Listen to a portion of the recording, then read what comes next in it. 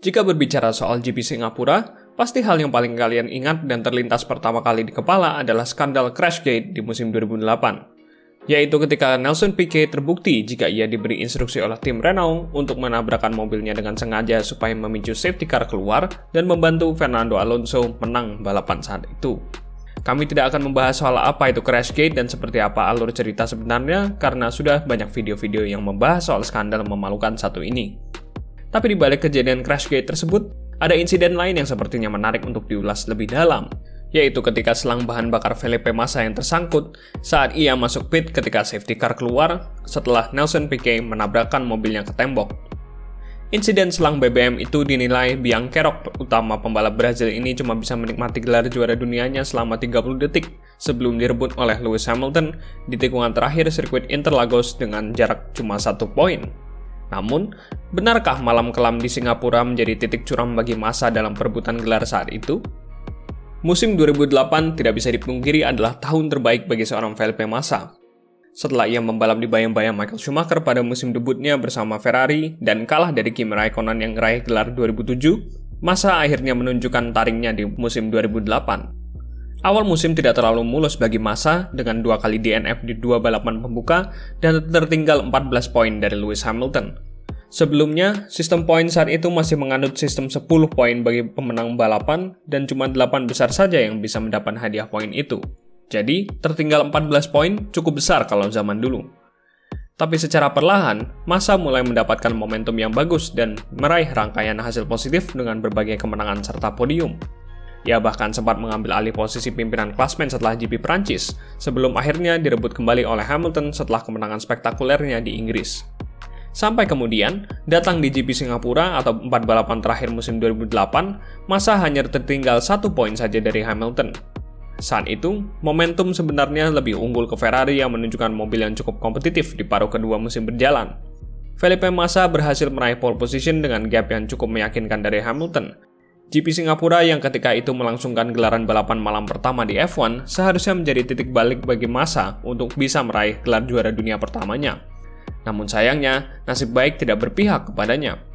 Massa yang sedang enak-enak unggul 3 detik dari Hamilton harus masuk pit setelah skandal Crashgate dilakukan oleh Nelson Piquet.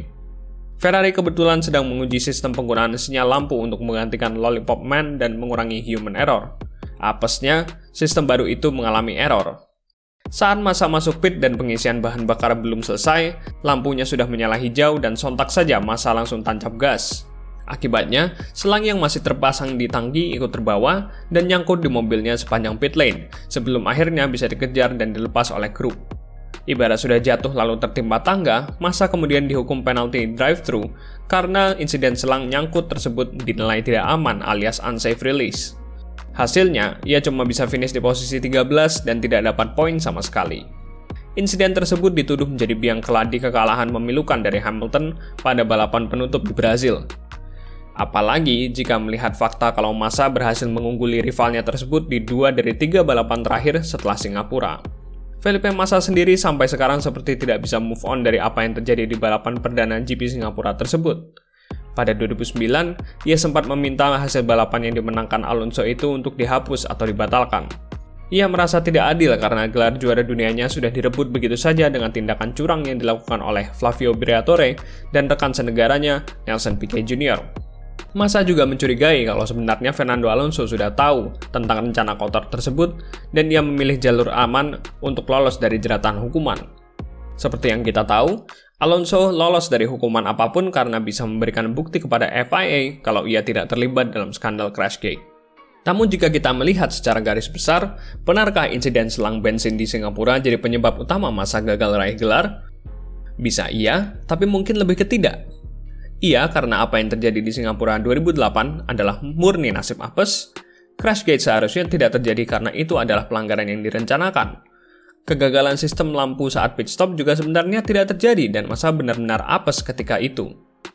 Kedua hal tersebut adalah sesuatu yang ada di luar kendali Ferrari ataupun Massa. Jadi murni karena nasib kurang beruntung. Tapi, kalau kita lihat balapan-balapan Felipe Massa di musim 2008, ia juga beberapa kali kehilangan banyak poin yang seharusnya bisa ia maksimalkan. Seperti di GP Inggris, di mana ia keteteran di cuaca hujan dan cuma bisa finish di posisi 13.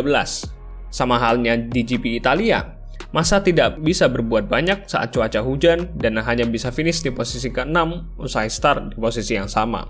Padahal Lewis Hamilton mampu finish di posisi ke-7 setelah start dari posisi 15. GP Jepang juga seharusnya bisa dimaksimalkan oleh Massa.